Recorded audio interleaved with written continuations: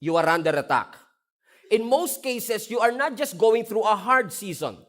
You are in a war. And I'm telling you this because I can feel in my spirit that for the past few weeks, I'm on a spiritual warfare. I believe that I am spiritually under attack. And because you can feel it in your spirit that what you are going through is not just an ordinary emotional, mental, or physical problem. There's something going on, and many Christians, especially the Bible reading ones, knows na there is something in me, I can feel it, na hindi ito basta physical, kundi meron itong spiritual influence. Because as a Christian, ang gusto ng kaaway, wasakin ang inyong pagsasama bilang mag-asawa. Satan wants to destroy the ministry and the church. Satan wants to drown your dreams with your doubt. Na hindi ka maniwala that you got what it takes. Gusto ni Satan na matempt ka na mag-settle for less. Matempt ka na magmadali. Na i-distort ang iyong identity at i-delay ang iyong pagsunod. Lahat ng yan ay assault ni Satan sa mga magagandang bagay na gustong iparanas ng Panginoon sa iyo. Pero meron akong magandang balita sa inyo. You are under attack for a reason. Ibig sabihin, hindi aatakihin ni Satan yung hindi threat. Now, sometimes we feel that Satan is a threat. But the fact that Satan is attacking you is a proof that you are a threat to him. That Satan is threatened by you. That Satan is not a threat, in fact, threatened siya sa'yo. Because Satan is after your testimony, Satan is after your calling. Come on, somebody. Amen? So this is not just a personal battle. He is after your territory. He is after your calling. He is after your testimony. Sabi siguro ni Satan, hanggat bata pa tong taong ito, wasakin na natin ang testimony niya. Kasi pag marunong na yan magbasa ng Bible, mahihirapan na tayo sa kanya. Why? So hanggat maaga pa, gusto ni Satan na wasakin ang iyong pagtawag, wasakin ang iyong testimony because he is after your calling. He is after your destiny. He is after your testimony. Kaya nga marirealize natin na mas matindi ang anointing, mas matindi ang struggle. The greater the anointing, the greater the battle. Yun nga lang minsan, pag dumadaan po tayo sa mga pagsubok ng ating buhay, minsan talaga parang mas nakafocus ka na doon sa sakit kesa sa point. Most cases, we see the pain but we don't see the point. Lahat, okay. Ang pain, ayaw natin kung walang purpose. It doesn't make sense to us. Right? But sometimes God wants you to go through, God will allow you to go through the pain. But you are in pain for a reason. There is a purpose for your pain. Lahat ng dumadaan sa purpose, masasaktan. Pero lahat ng sakit, meron din purpose. Amen? Sometimes you don't see it yet. You cannot comprehend it yet because you're so focused on the pain. Ang sakit na broken heart ako. Ang sakit na lugi ang aming negosyo. Ang sakit na tanggal ako sa trabaho. We're so focused on the pain, we don't see the point. You are in pain for a reason. And when you realize that you are in pain for a reason, sasabihin mo kay Lord, sige na nga Lord, kung may rason to, sige ba, saktan mo na ako Lord. Hindi lang natin gusto ang pain pag walang rason. Pero kapag ang pain may rason, come on now, willing tayong tiisin yung sakit para sa purpose. Okay? Kaya yung mga magulang, kahit alam nilang masasaktan yung anak nila, pag in-injectionan yung anak nila, umiiyak yung anak nila, pumapalag yung anak nila, pero nanay pa mismo magsasabi sa doktor, Doc, injectionan mo yan. Kasi yung pain na yan, may purpose yan. So once you see the point of the pain, you will start to realize, meron palang rason ng Panginoon kung bakit niya ako inalaw dito. Kaya nga sabi ng Ephesians chapter 6, verse 12, for our struggle is not against flesh and blood. Ano sinasabi po ni Apostle Paul? Yung mga struggle na pinagdadaanan natin, hindi yan fleshly. Yung mga struggle natin is not flesh, is not blood, meaning it is against the rulers, authorities, and principalities of the powers of this dark world. Ibig sabihin, may spiritual force na kalaban ang mga Kristiyano. Ibig sabihin, yung battle natin, invisible, at yung battle, intense. So, hindi porket hindi mo nakikita, hindi siya totoo. Okay. Naalala niyo po si Jesus Christ? Kasama ang kanyang mga disciple, nung tumatawid po sila ng Sea of Galilee. It happened many times, pero usually pag tumatawid sila ng Sea of Galilee, nakakaranas sila ng bagyo. Now let me take you to Mark.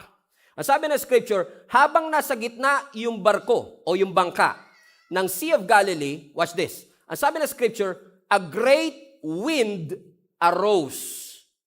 So dahil daw po dumaan sila sa matinding bagyo, nakita nyo na yung wave, okay? Dumating sila sa matinding bagyo, meron daw pong hangin na nag-arise. Okay? Pagkatapos na yung hangin ay nag-arise, yung hangin nagdulot ng waves. Okay? Now, yung waves humampas sa bangka. Yung waves tinulak yung tubig para mapunta sa loob ng bangka. Okay. So, may wind, may waves, may paghampas sa bangka. Gets? Yung wind, invisible. Hindi mo nakikita, naaamoy mo minsan. Okay? Okay? Yung hangin hindi mo nakikita, naaamoy mo minsan, pero hindi mo nahahawakan, pero yung hangin nagdulot ng waves. Yung hangin hindi mo nakikita, yung waves nakikita mo. Okay? Yung waves, yun yung humampas sa bangka. Yung waves, yun yung nagtulak sa tubig para pumasok sa bangka. Okay? So yung invisible, nag-cause ng visible effect. Okay? Are you following me? So minsan, nire-rebuke natin yung visible na hindi natin na-realize na yung visible effect ng invisible. Kaya balik mo yung waves, anak. Minsan, pag dumarating ang mga waves, nire-rebuke natin ang waves, huminto ka. Hihinto ang visible, pero hanggat may invisible, babalik lang to. Kaya maraming Christian nagtataka, bakit ganon? Nirebuke ko na, paulit-ulit pa rin ako sa cycle. Kasi ang nirebuke mo yung waves, hindi mo nirebuke yung wind. Pero once na huminto ang wind, automatic hihinto ang waves. Come on now. So as long we have to understand, may mga spiritual invisible force na pwedeng magdulot ng sakit. At minsan nire-rebuke natin yung sakit, pero hindi natin nire-rebuke yung influence behind that sickness. Kaya minsan, gumaling ka sa sakit, pero nandun pa rin yung attack. Okay. Now, just to clarify, hindi lahat ng sakit ng tao ay bunga ng demonic influence. Okay, hindi porket high blood ka, ay inaatake ka ng kaaway. Come on. Hindi porket sumakit ang tiyan mo, inatake na naman ako ng diablo Hindi, naparami po kain nyo kagabi. O nagsama-sama na po lahat ng mga kinain natin. Di ba? Kaya minsan si Satan nagtataka na rin sa atin. Nananahimik siya. Halimbawa, na high blood ka. Sister, pag-pray mo nga ako, inaatake na naman ako ng diablo. Sabi ni Satan, di kita ginagalaw Tataka na yung diablo sa atin Kaya sabi ng diablo, balang araw, aatin na nga ako sa Gia na yun Lagi na lang ako sinisisi ng mga tao rito No? So, just to clarify, hindi lahat ng problema mo ay epekto ng demonyo. Komprende mga kapatid? Pero posible na may mga dinaranas tayong paulit-ulit na sakit, paulit-ulit na aksidente, na maaaring inaalaw at nangyayari because merong spiritual, invisible influence behind it. Okay. Naalala niyo po sa Bible yung babae na merong infirmity for 18 years? Now, ang sabi ng scripture, meron daw isang babae na parang na-paralyze yung kanyang upper body and because of that, nakuba siya. Okay? Hindi siya maka-straighten up and for 18 years, how many years? 18 years, laging puro lapag lang nakikita niya. Puro sapatos, puro alikabok, puro lupa, until na-meet niya si Jesus Christ. Kasi pag na-meet mo ang ating Panginoon, hindi na lang lupa makikita mo na pati langit. Hallelujah. Hallelujah. Come on now. Amen? So ano nangyari? Balikan natin. Ano ang sabi ng Luke chapter 13 verse 11? And a woman was there who had been crippled by a spirit for 18 years. She was bent over and could not straighten up at all. So when Jesus saw her, he called her forward and said to her, Woman, thou art loosed. You are set free from your infirmity. Verse 13, then Jesus put his hands on her and immediately she straightened up and praised God. What a beautiful story, isn't it? So once again, meron daw isang babae na crippled, bent over, may sakit, so ibig sabihin, pwede mong ipag-pray na pagalingin ni Lord, correct? But watch this. Balikan natin yung verse, anak. As sabi ng scripture, a woman was there, highlight this part, who had been crippled by a spirit. So hindi lang siya basta may sakit. May spirit na naging dahilan kung bakit siya crippled in the first place. So now, hindi lahat ng pagkakuba, pagkasakit, physical sickness ay gawa ng demonyo. Pero at least in this text, makikita natin na may mga sakit na bunga ng spiritual demonic attack.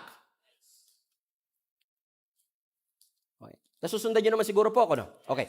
Kilala nyo yung mother-in-law ni Peter? Yung nagkalagnat? Sino sa inyo nagkalagnat? O may lagnat ngayon? Okay, para sa inyo to. Yung mother-in-law ni Peter, nagkalagnat. Lumapit kay Jesus Christ. Ayun gusto ko sa ating Panginoon, mula lagnat hanggang cancer. Na walang imposible sa ating Panginoon. Amen? So sabi ng scripture, merong mother-in-law si Peter na lumapit kay Jesus Christ, mataas ang kanyang lagnat. Buksan natin ang Luke chapter 4, verse 38 to 39. So Jesus left the synagogue and went to the home of Simon. Now Simon's mother-in-law was suffering from a high fever. So si Simon, si Peter yan. And they asked Jesus to help her. Verse 39.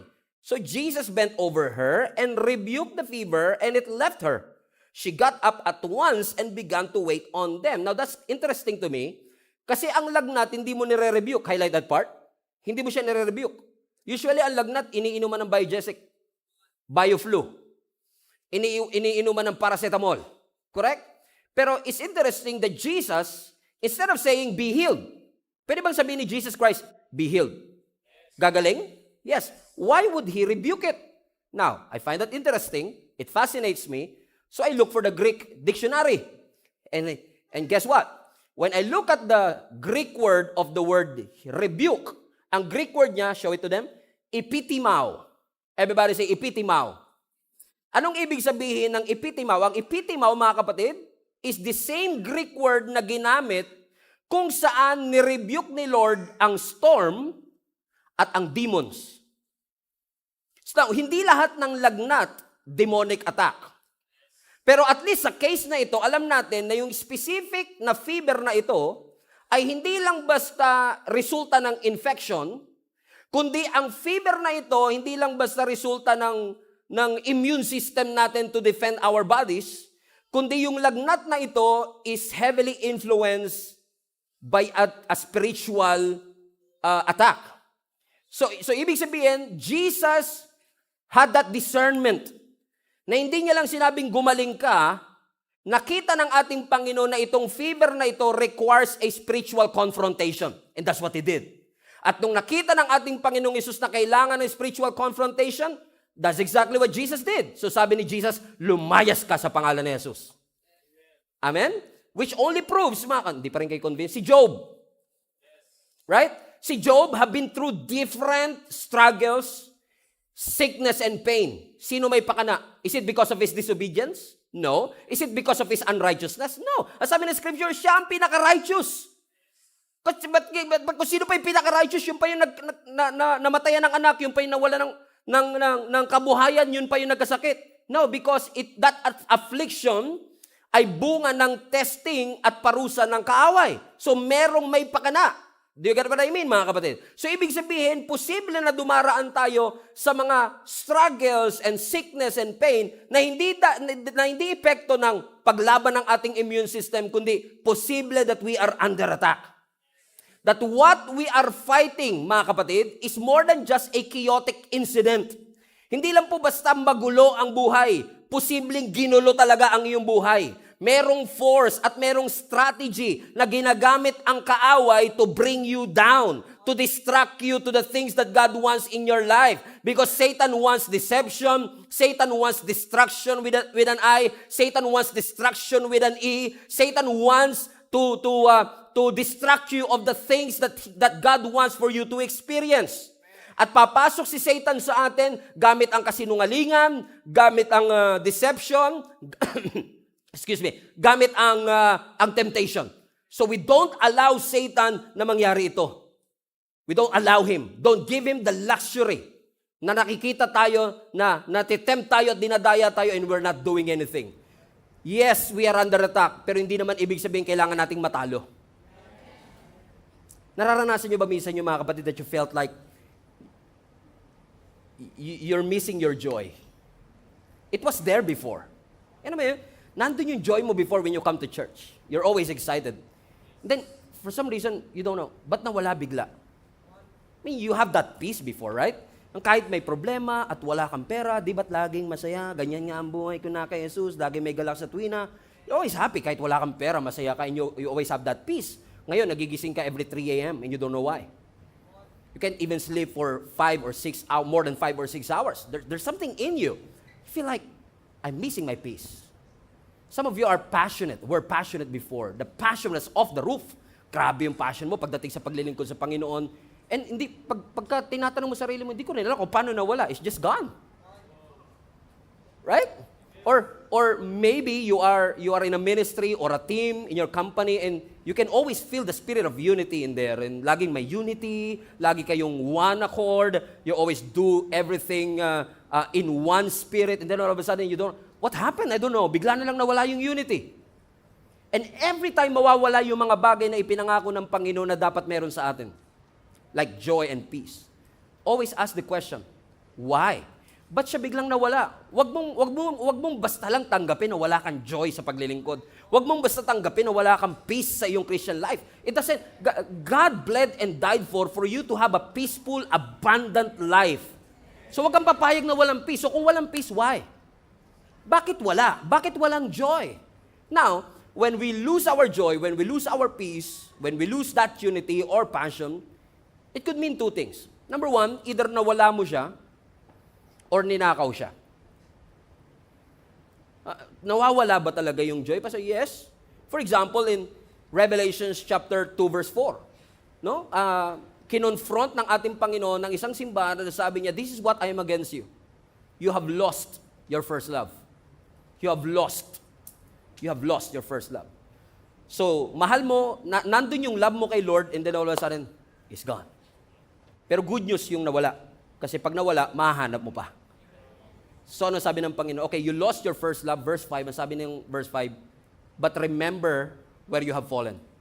So, ang susi para mahanap mo yung nawala, alalahanin mo kung saan nahulog. Trace back. Balikan mo yung lahat ng nangyari. Saan nga ba ako nagkamali? Ano yung mga bagay na ginawa ko na nawala? Hindi kasi pala ako lagi na nakaka-attend ng church. Pagkagising ko ng umaga, cellphone agad ang binubuksan ko, hindi salita niya. I don't pray as often as I had before. So, when you trace it back, nakikita mo, kaya siya namula because of my negligence and laziness. Kaya sabi ng Panginoon, you can trace it back. You will remember. Alalahanin mo kung saan mo siya nahulog. Paano kung hindi nawala? Paano kung ninakaw? Now, yan, pag ninakaw na, kahit anong alala mo, wala na yan, hindi mo na mababalik. Nawala na siya eh. Correct? At kapag may nawawala, o ninakaw for that matter, kapag yan ay ninakaw, hindi porket may presence ng magnanakaw, kailangan mo nang magpanakaw. Okay ba kayo? I mean, okay. Hindi porket may magnanakaw, kailangan mo nang magpanakaw. In fact, pwede ngayon, may magnanakaw tayo dito. Huwag ka titigil sa katabi. May magnanakaw, sino kaya eh? Okay? Posible, pero hindi porket may presence ng magnanakaw, kailangan mong magpanakaw. Kasi usually, ang mga magnanakaw, hindi yan kumakatok. Ang mga magnanakaw, naghahanap madalas siya ng opening. Minsan, may mga magnanakaw na wala naman sa agenda nila today. Wala naman gumising na, parang gusto ko magnakaw today. In most cases, wala naman silang intensyon magnakaw, pero may opening eh. May bago, Lord, salamat, answered prayer pala to. O kahit magnanakaw, nagpe-pray din yan eh. Wag sana ako mahuli, wag sana ako mahuli. Diba? So as long as may opening, pwede kang manakawan. Spiritually speaking, ganun din mga kapatid. Hindi porket may kaaway, magpapatalo tayo. Hindi porket may presence na spiritual warfare, kailangan tayo magpadain, no. Because Jesus died for each and every one of us. Pero nag-aantay si Satan ng opening para patuloy at paulit-ulit tayong nakawan ng ating kaaway. Komprende mga kapatid? Amen? So for example, sa Bible, for example, kay Adam and Eve, ano ang kasalanan ni Adam and Eve? Kinain nila, Talagang solo lang ako ngayon, no? Okay, kinain niya, hindi man na tayo interactive today. Okay, kinain niya yung bunga na ipinagbabawal, correct? Ano ang opening na ginamit ni Satan para magkamali sila? Doubt. Sabi ni Satan, did God really say? Pinagduda muna sila sa Word of God eh. So ginamit ni Satan na opening yung pagdududa. Si David, ano ang kanyang isa sa mga malaking kasalanan ni David? Adultery, right? Ano ang ginamit ni Satan na opening? Kung bakit nakapag-commit siya ng adultery? Idleness. Nasa gera dapat siya, nagpahinga siya. Yung idleness, passiveness, wala siyang ginagawa. And Satan saw that opening. At ipinakita ni Satan kay David si Bathsheba habang nagtitake a bath. Si Cain, pinatay niya ang kanyang kapatid na si Abel. Ano ang tunay na kasalanan? Murder. Pero ano opening? Jealousy. Si Judas. Ano ang kasalanan ni Judas? He betrayed Jesus Christ. Anong opening? Greed. Pinalakas yung greed, naging greed 7. O grade 1 lang dati yun eh. Ngayon grade 7 na. O, dahil pinabayaan yung greed, lumaki yung opening, pinagbili niya ang ating Panginoon into 20 pieces of silver. Makikita niyo mga kapatid, yung kasalanan is usually a result of an opening. So do not give Satan an opening. Amen? Stand firm in the Lord. Amen? Kasi yung last pwedeng gamitin ni Satan yan. Yung unforgiveness, come on. Pwedeng gamitin ni Satan yung hindi natin pagpapatawad. Amen? As an opening to bring you down. 5 taon na yung galit mo na yan. Bakit ako manghihingi ng sorry? Hindi naman ako may kasalanan. Right? Forgiveness is hard, but forgiveness is possible. Forgiveness is a decision, not an emotion. You can always decide to forgive. Amen? And as long as that offense is there in your heart, opening ng kaawayan para lalo tayong mabulid sa anger and resentment and even worse, bitterness. So pwedeng gamitin yung unforgiveness as an opening. Social media comparison. Keep on comparing yourself. Church hurt, lust, isolation. Ina-avoid mo ang sarili mo sa community. You don't always come to church as often as you can. Pride, busyness, materialism, and even gambling. Now, can I talk about gambling for a second? Okay? Gusto ko lang maglaan tayo ng mga 2 hanggang 3 minuto. Pag-usapan lang natin ang pagsusugal ng konti kasi napakaraming Pilipino nowadays ang lulong sa sugal. And how do I know? Every single day nakaka-resibo kami ng prayer request. Pag-pray nyo po kami, baon kami sa utang kasi dahil sa sugal. So commercial muna tayo, 2 to 3 minutes. Shall we? Nothing beats a J2 holiday. Right now, you can save up to 50 pounds per person. Okay. Everybody say gambling. Now, ang pagsusugal po ay nakaka-addict. At ang pagsusugal ay nakakawasak, hindi lang ng personal na puso, kundi ng buhay. Kapag sinasabi natin, Pastor, ang pagsusugal naman is just a game. No, it's more than just a game. It's a heart issue. Bakit? Ipinopromote po ng pagsusugal yung greediness.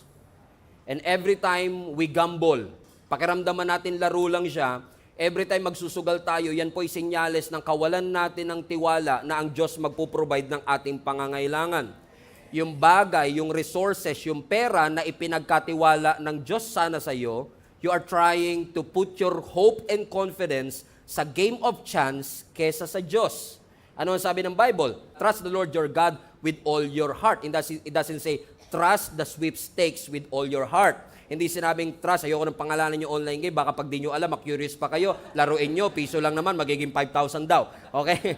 Okay? So trust the Lord with all your heart and lean not on your own understanding. And I've seen and I've known personally, marami po akong kilala personal, na mga maayos ang buhay, maganda ang mga trabaho, maraming na-invest na mga property na ngayon po ay baon sa utang.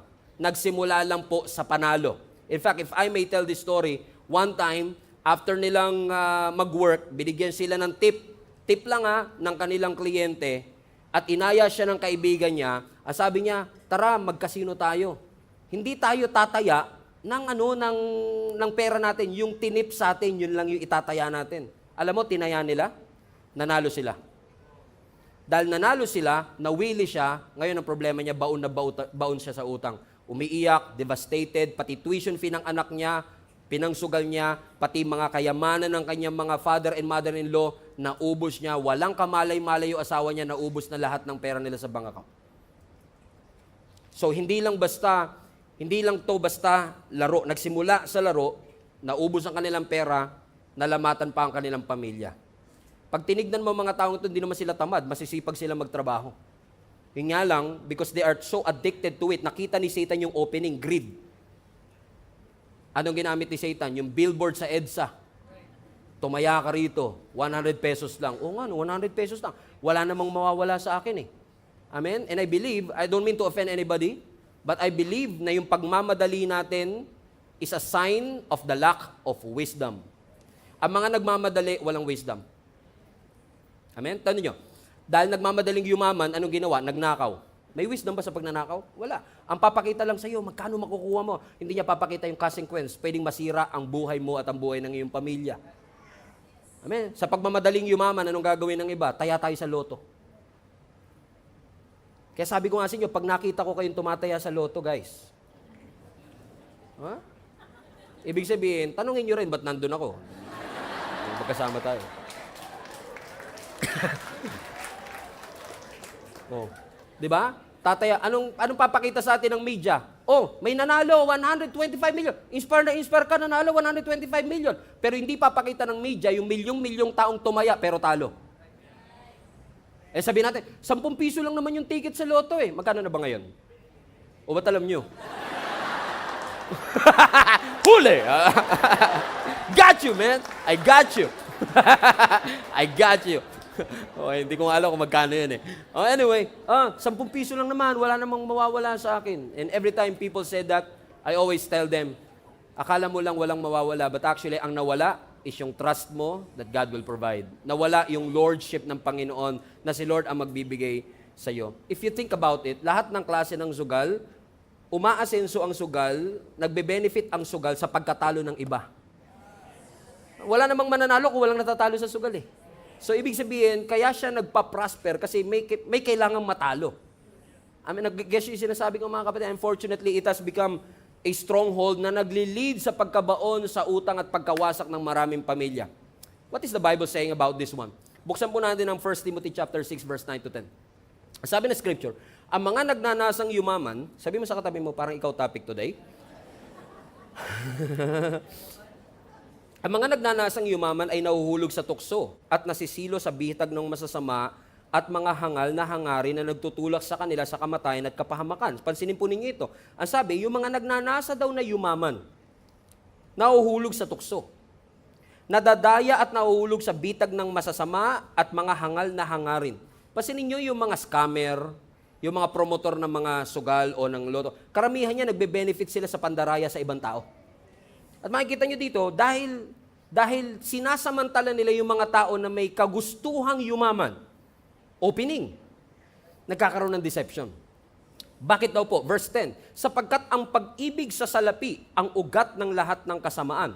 Now, everybody read that part again. Sapagkat ang pag-ibig sa salapi ay ugat ng lahat ng kasamaan. So mag-ingat kayo sa nakikita nyo sa Facebook, naririnig nyo sa ibang tao kasi doon sa mga Facebook minsan, tinatanggal nila yung pag-ibig.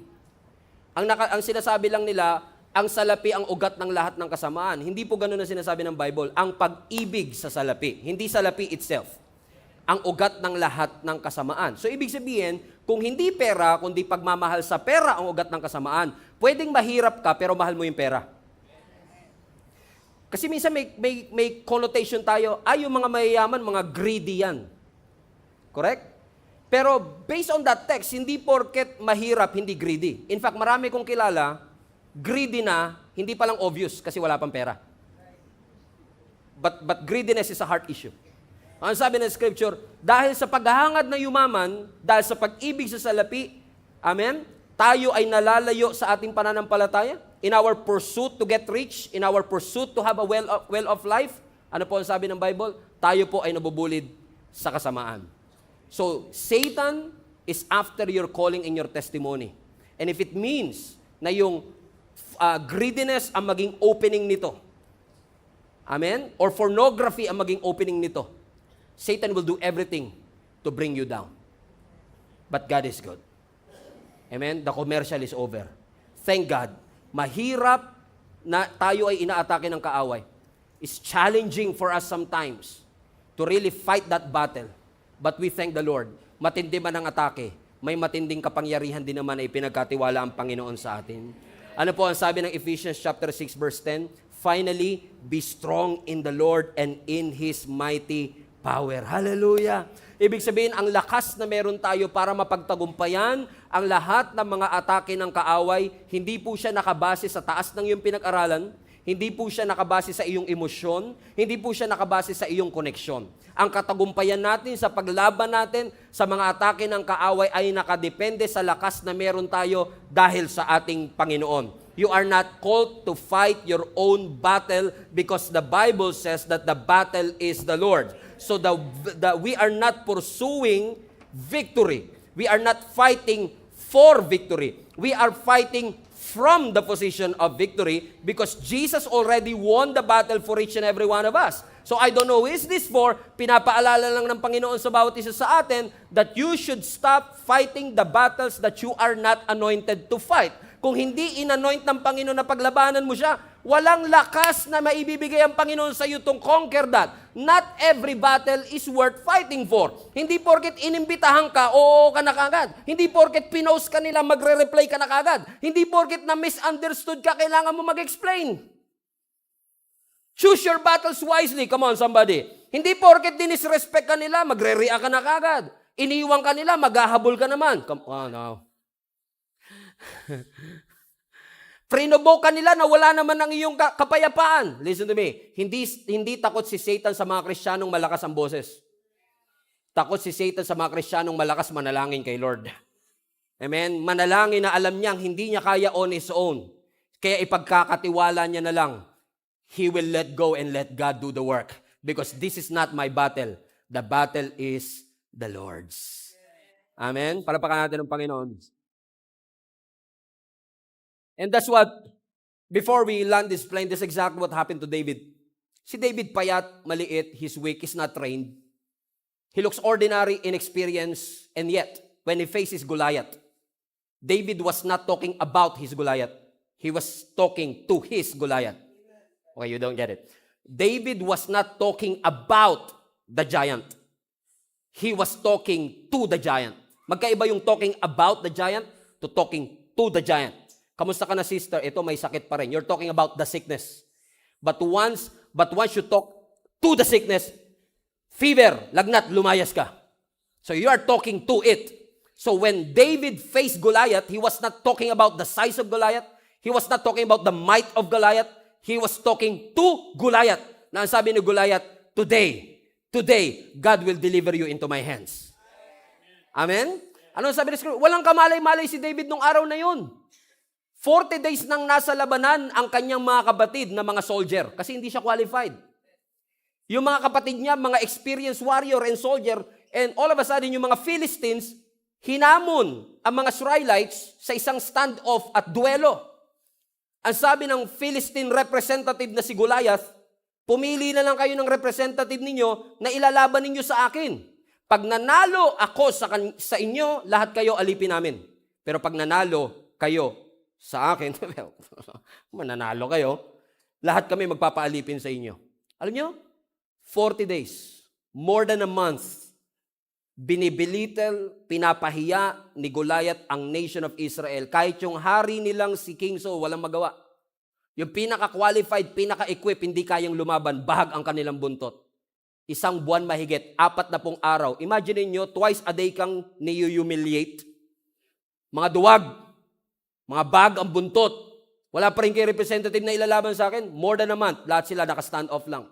Until finally, on the 40th day, Jesse, tatay ni David, tinawag ang kanyang anak-anak, dalhin mo nga itong tinapay at keso sa iyong mga kapatid. So, ang purpose ni David, kaya siya nandun sa Valley of Elah, hindi para labanan si Goliath. Kaya iba sa inyo, wala kayong kamalay-malay. Kanina gumising lang kayo, akala nyo magsisimba lang kayo. Wala kayong kamalay-malay ngayon ang divine appointment nyo sa Panginoon. Nababaguhin ng Panginoon ang takbo ng inyong buhay that this is going to be your defining moment. So, ang sabi ng scripture, hatid mo itong tinapay at keso sa iyong kapatid. So, pag pinagsama mo yung tinapay at keso, cheese bread. Okay? So, ihatid mo itong cheese bread na ito. Come on now, that's biblical. Okay? Okay? Ihatid mo itong tinapay at keso, ang cheese bread na ito sa iyong mga kapatid. So, ang purpose ni David, dala-dala niya yung plastic bag ng cheese bread, dadali niya sa kanyang mga kapatid, para saan? Para pagkain nila. Saktong-sakto, nung nandun si David sa Valley of Elah, muling naghamon si Goliath. Sabi, mga duwag, wala ba kayo ilalaban sa akin? Pumili kayo ng representative nyo na ilalaban sa akin. Or else, lahat kayo aalipinin namin. But this time, narinig ni David yung hamon. Nung narinig ni David yung hamon, sabi niya sa isang soldier, "Who is this uncircumcised Philistine that is mocking the armies of the living God? I will fight him." Sa Tagalog, sino itong support na ito na humahamon? Wala talaga, ganun talaga Tagalog. Ganun. Humahabon sa Diyos na buhay. Ako ang lalaban sa Kanya. Now, hindi ito nasa Bible, pero sabi siguro ng soldier, what? At saka, may hawak ka pang cheese bread dyan? Ano sinasabi mo, ang payat-payat mo, ang liit-liit mo, lalabanan mo yan? Almost 10 feet ang height niyan. Experienced warrior yan. Walang magawa. Dahil walang nagre-reply kay King Saul sa jobstreet.com. Si Saul kasi naglagay siya ng vacancy sa jobstreet.com. Sabi niya, wala kami representative na lalaban. Ito ang qualification. Kailangan experienced warrior ka. Kailangan may 2 valid IDs, college degree and everything. Dahil wala nag-a-apply, si David ang nag-apply. Buti na lang pinakita sa atin ni Scripture kung ano ang nangyari sa kanilang first job interview. So sa harap ni King Saul, sabi niya kay David, lalabanan mo si Goliath? Anong qualification mo? Well sir, ako po kasi ay shepherd, pastol po ako. Kapag yung mga sheep ko, yung mga tupa ko, inaatake ng mga leon o kaya ng oso, ipinagtatanggol ko po sila. Hinahawakan ko po sa ulo yung leon at kaya ko po siyang patayin gamit lang ang aking kamay. And by the way sir, ang expertise ko po, sling.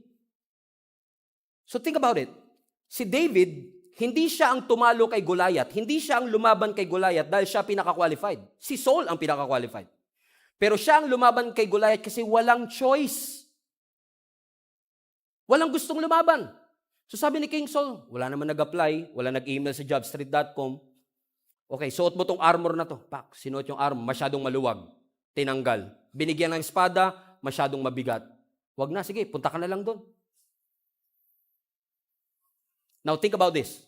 So habang papunta si David doon sa battlefield, probably, ang mga Israelites nakaiga ng ganun. Biruin mo, mahigit 1 buwan sila Stand off lang. Ang mga Philistines nakaiga na kagad. And then narinig nila yung balita, may representative na. May representative. Wow, Brad, gano'n kaya kalaki yan? Gano'n kaya ka-experience yan? Siguro, mas matangkad pa kay Goliath yan. Finally, makakalagpas na rin tayo sa labanang ito. And then here comes David, 16 years old, payat, may hawak ng plastic bag ng cheese bread. Lumabas sa kanilang dugout. Music please, tent. Tent, tent, tent. Tent, tent, tent. Tent, tent, tent. Grabe music. Slow motion. Alikabok. Pam. Sabi ng mga Israelites, patay ka deha. Patay tayo. Natalo na tayo nito. 16 years old representative natin. Tsaka ano yung plastic bag na yun? Cheese bread? Pero watch this, sabi ng scripture, nung humarap si David kay Goliath, kung paanong tinignan marahil ng kanyang mga kababayan na lugi si David, ganun din ang tingin ni Goliath. Ang sabi ng verse 42, tinignan ni Goliath si David over and saw that he was still a little more than a boy, glowing in health. Handsome naman. Ay, by the way, pag sinabihan ka ng Bible na pogi, pogi ka talaga. But he despised him. Ang sabi ni Goliath kay David, aso ba ako? That you come to me with sticks? Kasi hawak niya slingshot. And the Philistine cursed David by his gods. Come here, and I will give your flesh to the birds and to the wild animals. Ipapakain kita sa mga ibon at sa mga wild animals. But watch this, verse 45. But David said to the Philistine, you come against me with sword and spear and javelin, but I come against you in the name of the Lord Almighty, the God of the armies of Israel, whom you have defied. You see what David did there? He just turned a physical fight into a supernatural fight. Sabi niya, wala akong sword, wala akong spear, wala akong javelin. Disadvantage ang aking physical appearance compare sa'yo. Almost 10 feet ka, ako 5'6" lang. Lugi ako. But my confidence is not based on my sling. My confidence is not based on my weapon. God can use a stone. He can use a shout. He can use a raven. He can use a fish. He can use anything. Even my surrender. Pwedeng gamitin ng Lord as a weapon to defeat my enemy. So sabi niya, wala man akong javelin, wala man akong spear, wala man akong sword, but I have come against you in the name of the Lord Almighty, the God of the armies of Israel. I may look weak to you, ordinary, inexperienced to you. Na-confuse mo siguro yung youthfulness ko. Nakala mo porket youth mahina. Hindi lahat ng youth mahina. David may be young in age, but he is old in his faith. So when this Goliath is trying to intimidate him, ang sabi ng verse 47, all those who gathered here will know that this is not by sword or spear that the Lord saves. Hindi ako niligtas ng Panginoon gamit ang sword. Hindi niya ako dinigtas gamit ang spear. Hindi kailangan ng Lord ng conventional weapon para manalo, for the battle is the Lord's. What David is saying, now I love this part. Because when he said, who is this uncircumcised Philistine? That's what I call anointed audacity. What an audacity to say. Sino yan? Kasi mas kilala niya yung Diyos niya. You can see here the power shift. Ang sabi ni Goliath, nasa ng espada mo. Ang sabi ni Goliath, nasa ng spear mo. Ang sabi ni Goliath, nasa ng javelin mo. Ang sabi niya, wala ko niyan, pero meron akong Diyos. Look at the power shift here. Shinif niya yung power from physical weapon to supernatural weapon. I don't have physical weapon, but I have a supernatural God. Alam siguro niya yung Psalms na sinulat niya, that the Lord is my tower, and the righteous will run into it, and they will be saved. For the Lord is my tower, and He gives me a power. Di nyo alam to? To tear down the works of the enemy. Alam ni David that the name of the Lord is a strong tower, and the righteous will run into it, and they will be saved. There is a visible limitation, pero lahat ng visible limitation that we have doesn't limit the power of our God. Hindi man natin minsan maintindihan kung bakit tayo inaatake, but we are not called to understand everything. In fact, the Bible says in Ephesians chapter 6, we should stand firm, not understand, but to stand firm all the wiles of the devil, all the schemes of the devil, because we are not called to talk about our giants. We are called to talk to Him and say, you are already defeated because Jesus Christ already won the victory for me, on my behalf. My confidence is not based on my education. My confidence is not based on my experience. My confidence is based on who God is in my life. Hindi ko kasi matatalo ang mga higante sa aking buhay hanggat hindi ko nare-realize na sapat ang Diyos ko. Kapag ako'y nagtiwala sa Kanya, malakas ang kalaban pero mas malakas ang Diyos ko. Matangkad ang kalaban pero higher ang Diyos ko. Amen. He is powerful, but my God is the most powerful there is. He stands on a class of His own. He has no rival. He has no equal. Amen. He is higher than any other. And as long as we understand that, we will start to claim that victory even before the battle started. Ano ang sabi ng verse 46? This day. Ano ang sabi? Highlight that part. The Lord will deliver you. Now watch this. Sinabi ni David to, hindi pa siya nagsisimulang lumaban. Prophecy na kagad. Sabi mo, papakain mo ako sa mga ibon at sa mga wild animals. Well, this day. The Lord will, this day, not someday, not next day, this day. The audacity, man. The audacity. Amen. This day, God will deliver you into my hands. He speak about the future even before the battle started because He knows who He is and He knows who God is. If you know who you are and whose you are, you don't have to be afraid. You don't have to doubt. You don't have to be fearful. Even when you walk through the valley of the shadow of death, you will not be afraid, for God is with you. He is your deliverer, your portion, your refuge, your strength, your healer, deliverer. Hallelujah. He is altogether lovely, altogether worthy. He's worthy of all our praise. So my friends and family, if you are going through a battle, if you're going through a season na mahirap, always remind yourself, my God is with me. He goes before me, He goes after me, and He is with me. I'm surrounded by His grace. I'm surrounded by His promise.